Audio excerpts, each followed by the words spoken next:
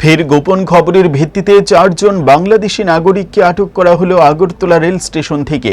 তারা অবৈধ উপায়ে বাংলাদেশ থেকে ভারতে প্রবেশ করে। ট্রেনে করে তারা বহিরাজ্যে পাড়ি দেওয়ার উদ্দেশ্যে আগরতলা রেল স্টেশনে আসে। তবে জিআরপি থানার পুলিশ তাদেরকে আটক করে ফেলে। এই মামলার সঙ্গে আরও অনেকেই জড়িত থাকতে পারে বলে অনুমান করা হচ্ছে। ধৃতরা হলো জহিরুল ইসলাম, দিলওয়ার হোসেন, জমিরুল ইসলাম এবং মোহাম্মদ জিয়া।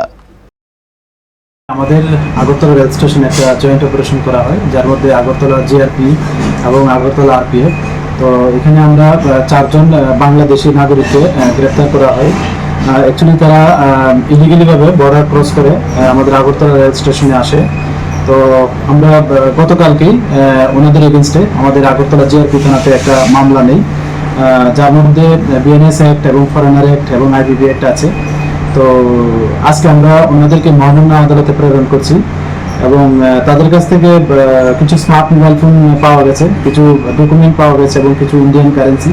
তো আমরা মোবাইলগুলি বিশেষ করে খতিয়ে দেখছি যে এগুলির মধ্যে আর কোনো মানে কারোর সঙ্গে কোনো কমিউনিকেশন হয়েছে কিনা ইলিগালিভাবে, এবং কে বা কারা তাদের হেল্প করছে বা শেল্টার দিচ্ছে আশাতে, এবং যে বর্ডার ক্রস করেছে। তো আমরা অবশ্যই তাদের আইডেন্টিফাই করে তাদের এগেনস্টে লফুল অ্যাকশন নেব।